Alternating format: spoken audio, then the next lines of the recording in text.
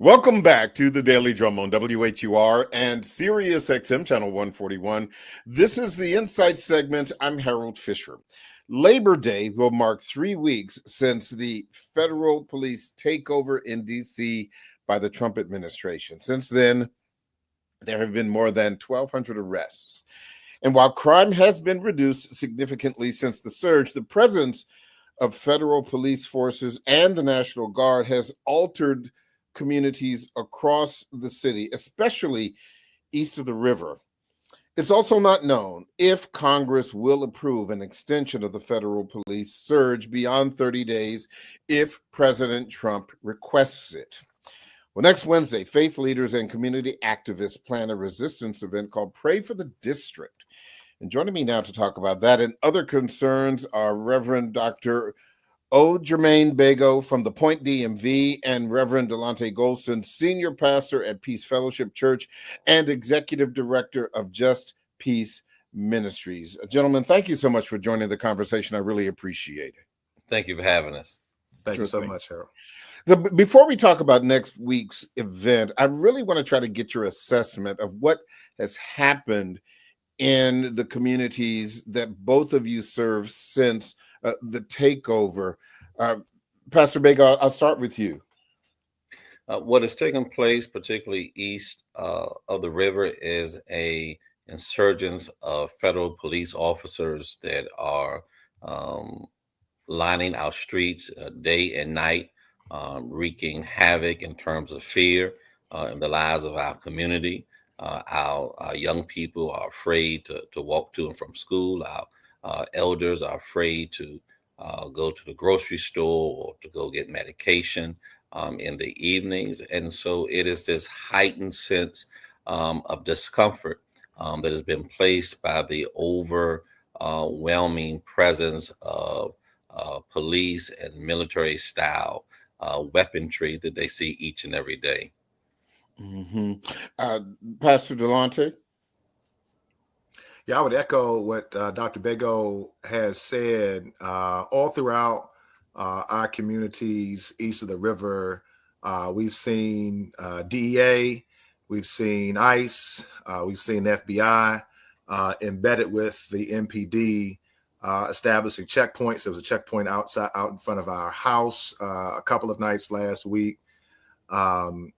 Stopping people with tinted windows, stopping people looking for expired licenses, harassing young people who are outside.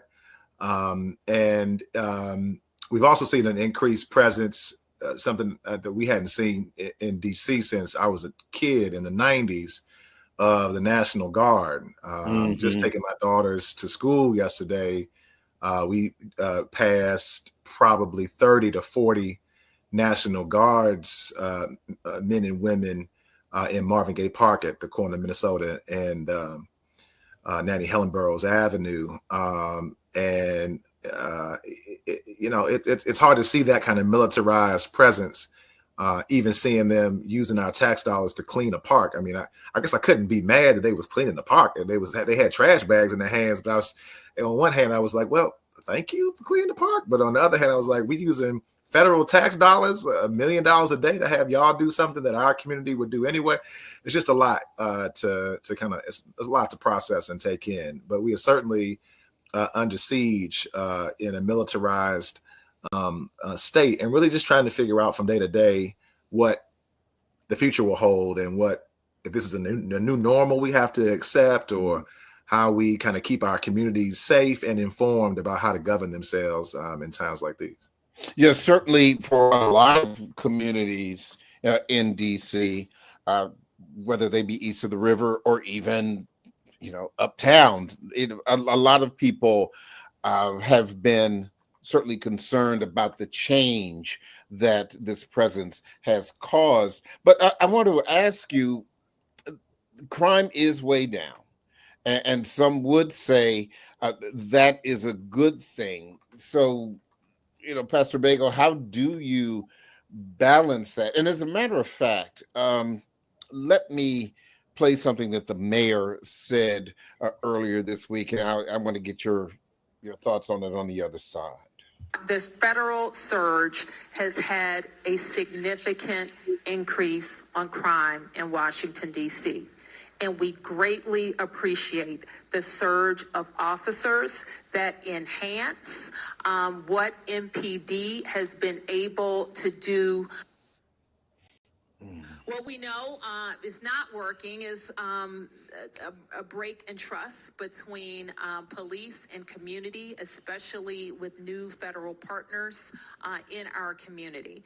We know having masked ICE agents in the community has not worked, and National Guards from other states has not been an efficient use of those resources. Pastor Bago, is she right on both counts? Well, I think this is a layered issue and response. We know that the MPD is down some 500 officers, and whether that's due to low recruitment numbers or attrition with officers retiring or moving to other agencies, and so the MPD is at a deficit, and we understand that, and that's why we need Congress to release the money that is withheld in the $1 billion in district funding so that we can hire and build our police force.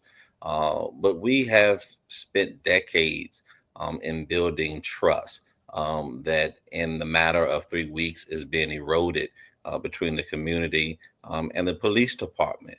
Most of these efforts that are taking place, particularly east of the river, are being led by the police department. These are not federal agents that are coming into our communities solo missions by themselves. These are the Metropolitan Police Department that are leading in these efforts, and so we need to be clear that some federal agencies are not supporting, are not, that the Metropolitan Police Department aren't supporting the federal agents, but the federal agents are supporting the Metropolitan Police Department. And so the lead agency is the police department that are going into communities like mine, Deanwood community, Sheriff Road, Eastern Avenue, setting up checkpoints and doing home raids and having their sirens blasted at night, keeping our seniors up. And so although we need the support, it is how you support. And we need to make sure the New York Times is coming out with an article regarding these thousands of arrests, and that this sprawling dragnet is this targeted crime fighting operation. And the question becomes, what happens when it's over? After 30 days, we know that there's some legislation in Congress to extend the Trump administration to 180 days. There is another piece of legislation that will help Trump bypass Congress altogether. He's already stated that if they don't extend his control in District of Columbia, then he's going to work around Congress and do some emergency efforts through an executive order. And so this is when we need district officials, our clergy, our community-based organizations to actually come up with a strategy that extends beyond the Trump administration. We need to return to community policing. We need to make sure that our community-based organizations are on the streets. We need to make sure that we have a plan in place because the date in which it ends, then what we have to see is what happens when they leave. Mm-hmm. It's interesting that you mentioned that, because Pastor Delonte, beyond your service to your congregation, you are on the streets. You did a lot of work in Los Angeles before returning home to DC to do the same kind of grassroots, boots on the ground service to those in the community who are most vulnerable, who are most in need. What impact do you believe this surge has had on the work that you've been doing? Yeah, I mean, thank you. I think that this is really detrimental to the work of trying to build trust between law enforcement and the community. How do you get cases solved if you don't have people who are willing to engage with law enforcement? How do you increase your case closure rate if there's a sense that you're being assailed by law enforcement and not protected by law enforcement? Washington Post reporter Ellie Silverman and I were having a conversation a couple of weeks ago, and I told her, how do you build trust in the community that you're currently trying to occupy? And the answer is that you can't. And what I hear, I understand the position that Mayor Bowser is in as an elected official who is the mayor over a city that does not have home rule. So I understand that she has to a degree, she's forced to kind of placate the powers that be in the federal government and in the White House in a situation like this. However, at the same time, I have to say I'm deeply disappointed because this sounds like somebody that has Stockholm syndrome. I don't know if viewers are familiar with Stockholm syndrome, but it's the idea of what happens to somebody who's kidnapped when they are kidnapped. Often kidnappers will take on people who are kidnapped will take on in order to survive, they will begin to try to befriend and try to ingratiate themselves to the person who has actually kidnapped them. And that's what's happening. I mean, this is the equivalent of, I've been having a hard time keeping my bathroom clean because I got 3 kids, and somebody broke into my house. And after they've done broke into my house, then they offer to clean my bathroom, start cleaning my bathroom. And then I'm talking about, thank you so much for cleaning my bathroom. Like, this is crazy. No, the reality is you broke into my house. Now I'm supposed to tell you thank you that you're cleaning my bathroom. Like, that's crazy. So we don't, leadership in this moment is not about placating our oppressors. This man at 1600 Pennsylvania Avenue, he broke into our home. This man broke into our home, and now is trying to ask us to tell him thank you for cleaning up a problem that we have at home, that we already are addressing at home. And that's what we've been doing with our peace walks. Every Friday, we go to the same communities that we know are impacted by violence. And we know how to do this work ourselves. We know you bring the Department of Behavioral Health with you. We know you bring church partners with you. Like Pastor Bago and his church has been out there with us providing opioid resources, Narcan resources to our community. We know how to do this. We know how to take the addresses of buildings that are derelict buildings in our community to make sure that the Department of Buildings will inspect those buildings and bring them up to code. We know how to make sure that people that need job referrals, we refer so many brothers outside because they didn't have no money. They was outside selling weed because they did not have a job. And so it took the church to go out. We went out with the president of Howard University Hospital. He tries to say real humble, Dr. Roger Mitchell. He helped us to get 5-6 guys jobs at WB Waste Management, right? That those brothers kept for as long as they could until they weren't treated properly. And now a lot of them are still back outside. So that's the work. Yeah. The work of regularly, and that's what I've been imploring congregations to do for the last 6-7 years. Just take the 1 mile radius outside your masjid. Just take the 1 mile radius outside your Baptist church, your Pentecostal church, your storefront ministry. Just collaborate and take that 1 mile radius around your house of worship and engage the youngins around there. Engage the kids, engage the grandmothers, the mothers, the dads, the returning citizens. Find out what they need and address those core needs. And when you do that, you're cleaning the bathroom. You don't have to have the federales to come in here and do the work that we need to be doing ourselves. I want to ask Pastor Bago. Let me add this. Well, hold on, because I'm short on time, and I really want to get in some details about Wednesday. What is the purpose of praying for the district? What do you hope to achieve? But don't forget the point you were going to make, because we will talk about that as well later. Yeah, so on Wednesday, we have the Pray for the District, hashtag Prayer for Resistance. It is through the Wednesday Clergy Fellowship, where I serve as a convener. We've put together 24 faith-based and community-based organizations. We're coming together first and foremost to pray. Pray is the foundation of every resistance. All politics is local, all resistance must also be local. But then we have some call to actions. We're bringing in Reverend Delonte and the Peace Walks to train us through community organizing efforts of how churches need to re-engage in the community. We have DC Legal Aid that's going to be there to provide free pro bono legal aid services to those who have been arrested.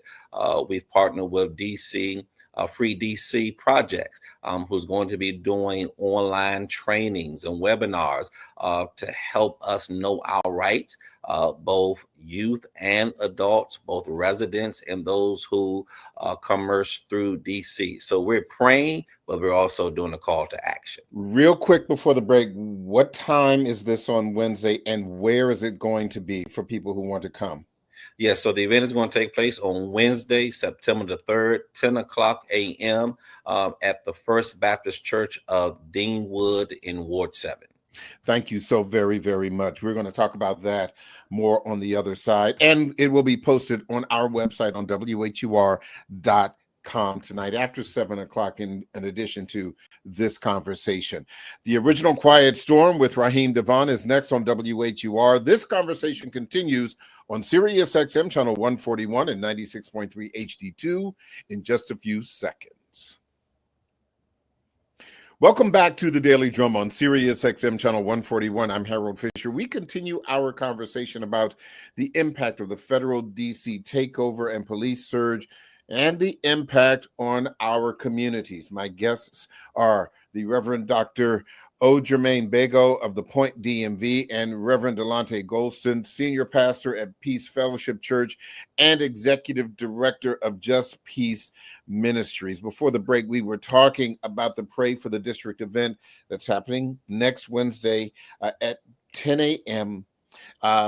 And let me have the address one more time. It's in Deanwood. The address at the First Baptist Church of Deanwood at the intersection of 45th Street and Sheriff Road Northeast. And on the surface of it, the first thing that just kind of comes to mind is the kind of unfortunate thing that we also hear in the wake of mass shootings, thoughts and prayers. Obviously, this event is more than thoughts and prayers.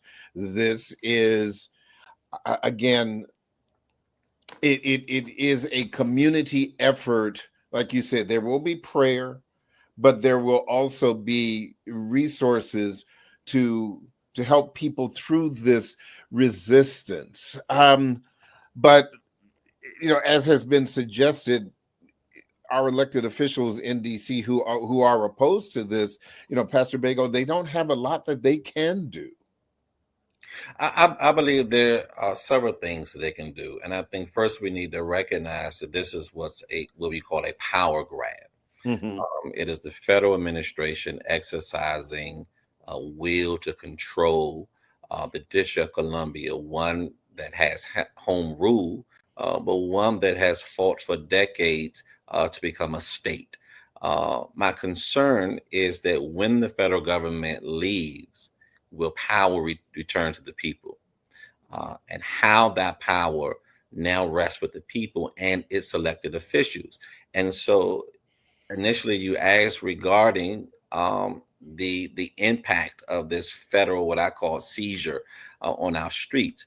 My concern is that what power will the Bowser administration still wield over its people? Will we return to a sense of normalcy in terms of the lines of communication? And what efforts are going to be put in place to regain the trust that has been severed between community and policing? We have worked for decades to build this trusting relationship, not just on a higher level, but on a local level with our local commanders. And now all of that is subject to be lost because of this military terrorizing of our communities. And therefore, we have to reframe this conversation and this narrative through the power of prayer.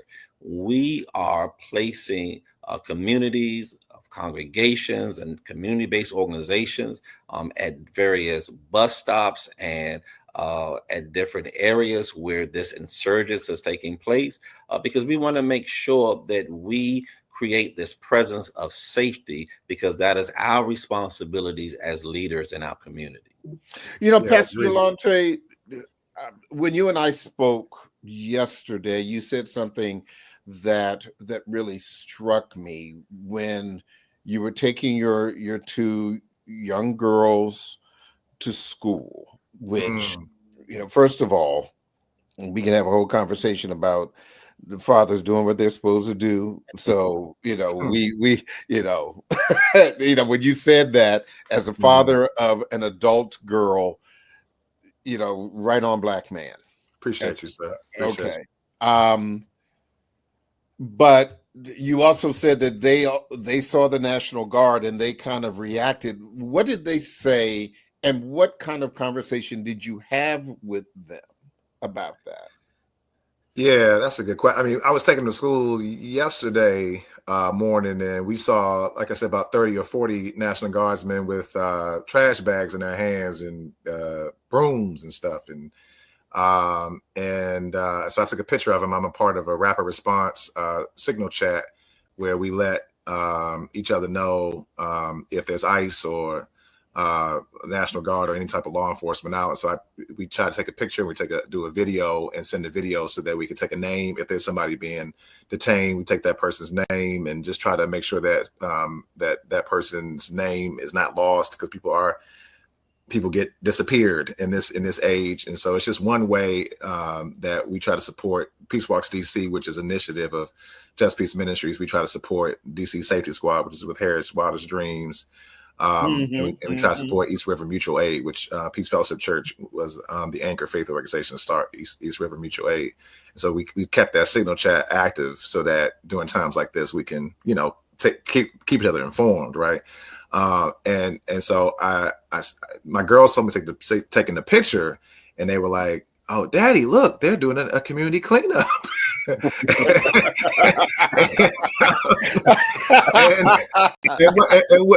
I was stuck in that moment. I was like, "Ooh, how do I parent in this moment?" Because just the prior week, you know, my girls, actually, my youngest, Olive, she actually came to me doing the same thing, doing a school ride to school, because when I got in the car, I picked up trash from out in front of the house. And so I'm always doing that out in front of my house because we live in Southeast. It is what it is. So we get in the car, and my daughter, Olive, she says, "You know, Daddy, we should start a community cleanup. We should organize one. And everybody can get all the rakes and the brooms." And then my older daughter, Evan, she says, "And we should coordinate, have colors, and I'll have the pink and green team, and Olive, you have the blue and the yellow team." And they gave this thing thought, you know, and they said we should talk to our church and we should try to. And I said, "Well, are you all comfortable?" Because I have PKs, so I asked, "Are you all comfortable with going up to the front of the church and making this announcement in front of the church to organize it?" And you know, and they gave it thought. And so the way I try to talk with this about them. I'm sorry, I can't talk. The way I tried to explain this to them was say, "Look, this is our job. This is not the military's job." So I explained to them that it's our job as a community to organize ourselves to clean our local park. And that's what we're doing. In fact, I had a meeting this morning with our leadership, and now on Fifth Sundays, we're calling it Peace Out Sundays. And instead of having regular worship, we're going to be doing those things at community cleanups with my daughters at the lead, so that we can just encourage my daughters as community organizers to lead that effort. So it's tricky though. It's tricky because on one hand, of course, you got parks that need to be clean, right?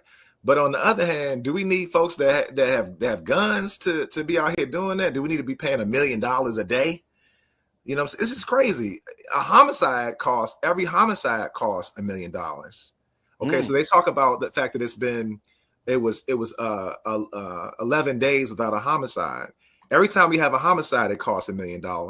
But now we're paying $1 million a day to have the National Guard here.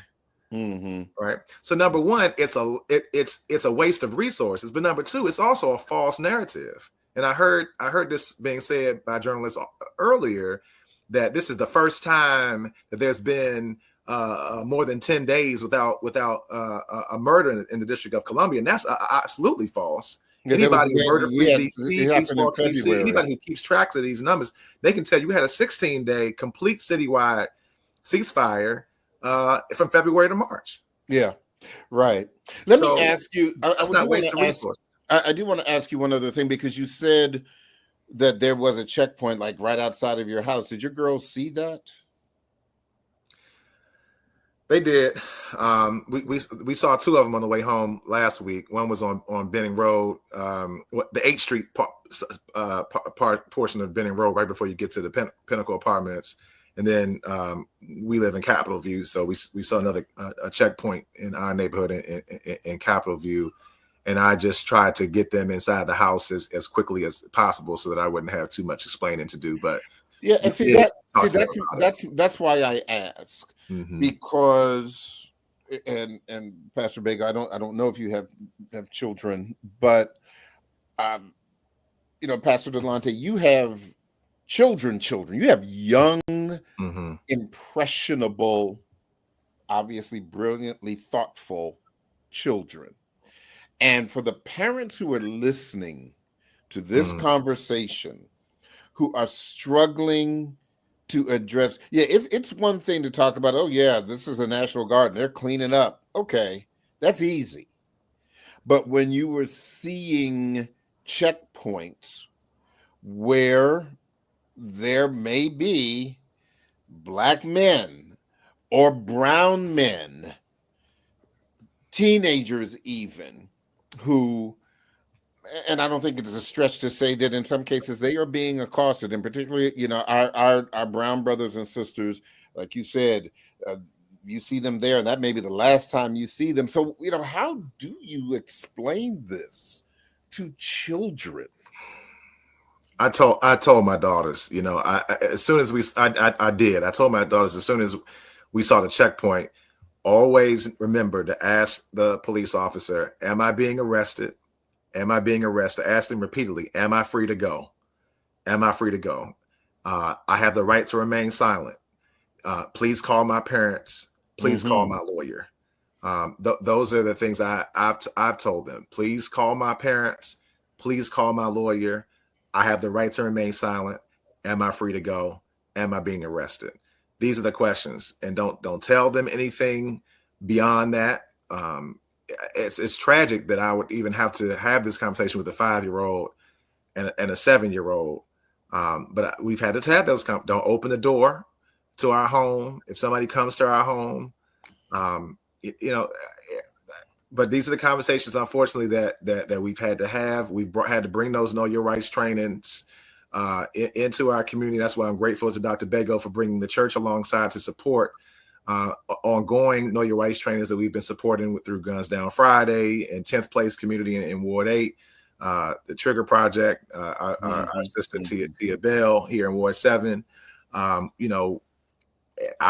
work with Peace Walks. I'm just grateful that I'm believing God that this moment that we're in will not be wasted. It will not be lost, that the church and that people of goodwill and good faith from across the city will indeed see this as an opportunity for us to be neighbors again, look after each other again, protect each other, that our churches will indeed open their doors beyond worship services on Sunday mornings and really open their doors during the week after school for kids, to employ our kids, to feed our communities, to provide for the welfare and safety and well-being of our neighbors. So we're all doing our part. My part as a dad and pastor and community organizer, and I'm praying that every imam and pastor and rabbi and person of faith, will do their part as well. And it's a challenge. I have an 11-year-old, and it's a conversation to have with her. but we watch the news every day. We read local newspapers like the Washington Informer to have these discussions so that she can be aware of what is going on. I have my oldest son who's actually a part of the Maryland National Guard. And he's waiting for orders for quote unquote deployment into the District of Columbia or in Baltimore.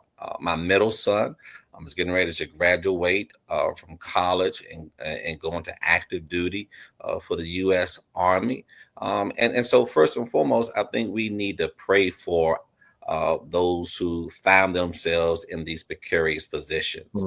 But with both of my sons, I never thought that I would have to have the conversation with them that my father had with me.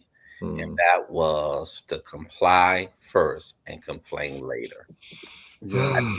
I didn't know what that meant at the time. And these are the days in which we live in. I have to tell my sons that you have a right to remain silent.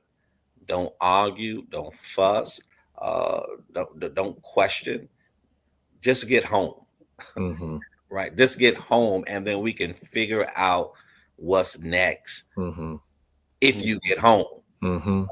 And so that's it's challenging for me, and that's why I want to make sure that we are training our churches. You know, people oftentimes say, "What is the church doing?" The church isn't doing anything. You can go throughout DC and there is a church on every corner and 2 and 3 in between. Yes, sir. And so when I say, well, the church is going to pray, well, pray isn't enough. And I say, okay, well, what shall we do? I recognize that the church has this divine mandate, but I do understand that we cannot do it alone. That we need to partner with organizations who have expertise. We're experts in what we know and what we do as a church, but there are other organizations that are experts in what they know and what they do, and we need to begin to reclaim our communities, and we cannot do it in isolation and operating in silos. And so we're putting down being a respecter of person, male or female, Black, white, Jew, Gentile, Protestant, Catholic. Let's all just come together and reclaim this utopia of what community ought to be like. Delante said, you know, when you see federal police officers picking up trash, well, why are we not picking up trash?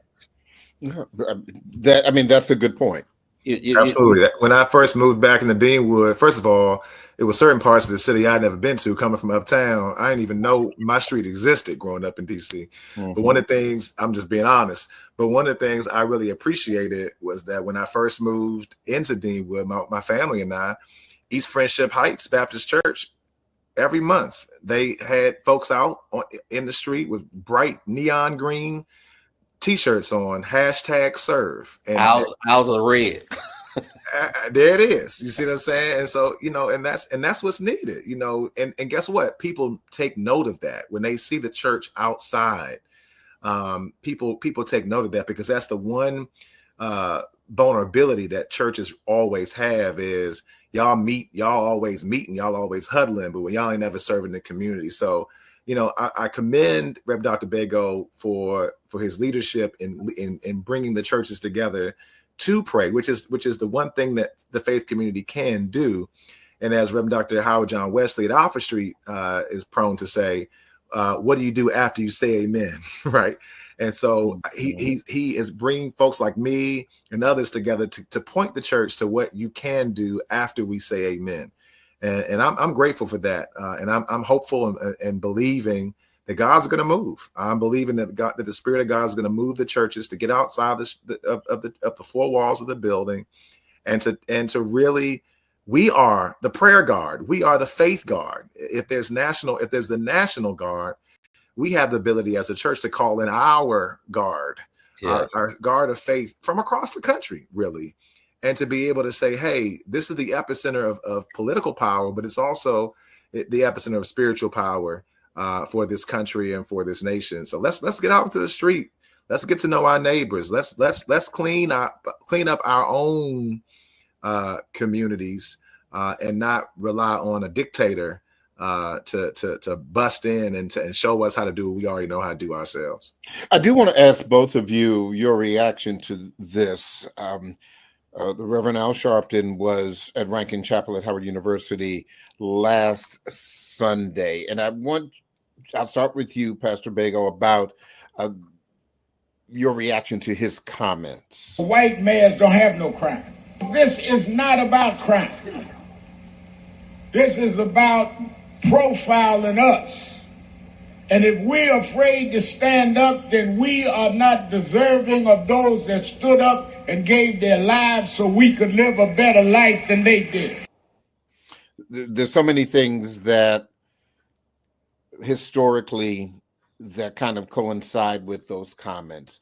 Yesterday, obviously, the anniversary of the March on Washington, the anniversary of the murder of Emmett Till, the and all of this intersecting with what is happening.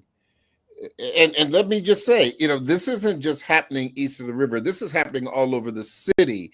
But where the concern of this particular conversation is, for our people in our communities where there are the most of us.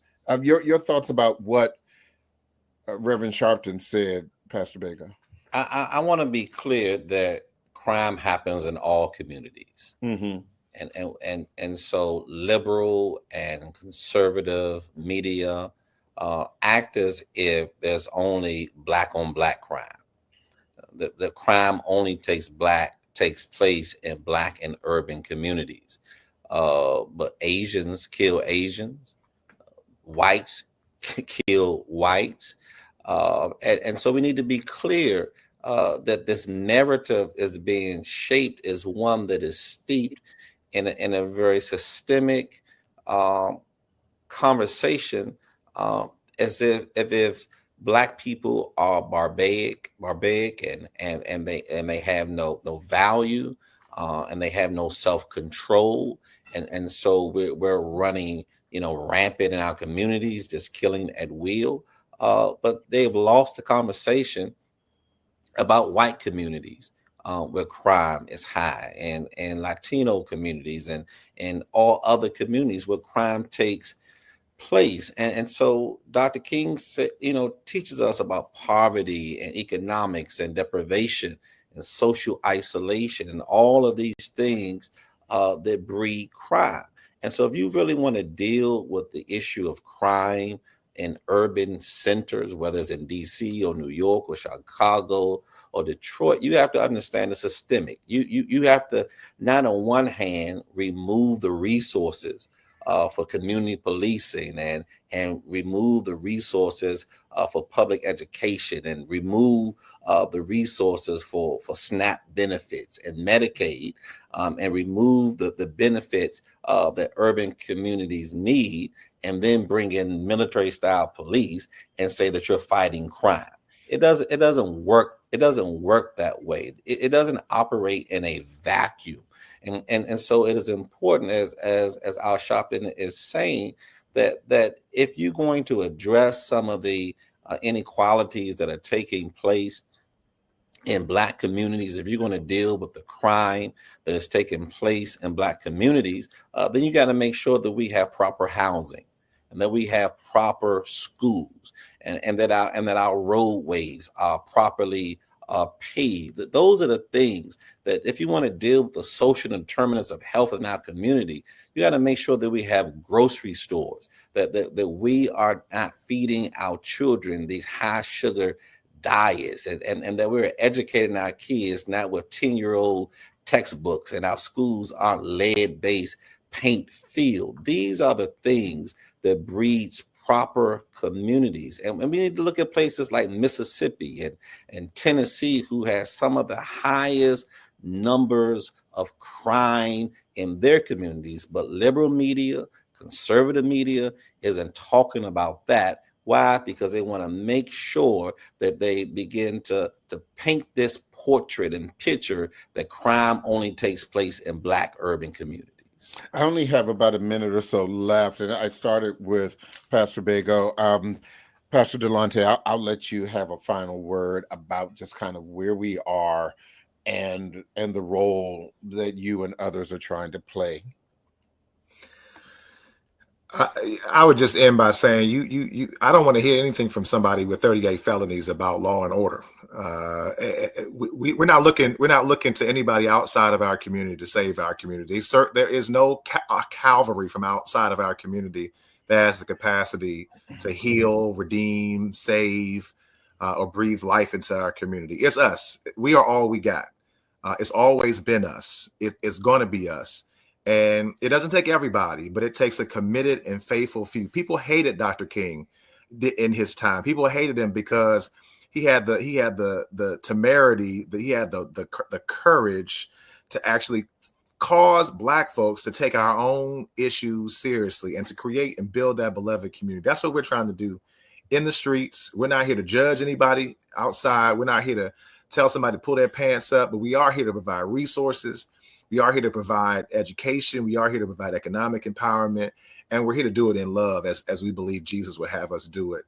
So we encourage you to just join us in this movement to really walk our streets, engage our streets, and to bring the church outside, to bring faith outside of four walls, outside of a seminary, outside of a textbook, and put it on flesh and take it to the communities where it belongs. And I believe that that's how we address the root causes of crime, because it's not about crime. It's about locking up Black folks. It's about making money off of prisons. But let's put that money in our communities to prevent folks from going to prison in the first place. I want to thank both of you for taking some precious time to talk to me on this program and to our listeners. Reverend Dr. O. Jermaine Bago and Reverend Delonte Golson, thank you so much. Good luck next Wednesday. I appreciate your time. We hope to see you there. Thank you. That is the Daily Drum for this Friday, August 29th. For News Director Renee Nash, I'm Harold Fisher. Good night and have a safe Labor Day weekend.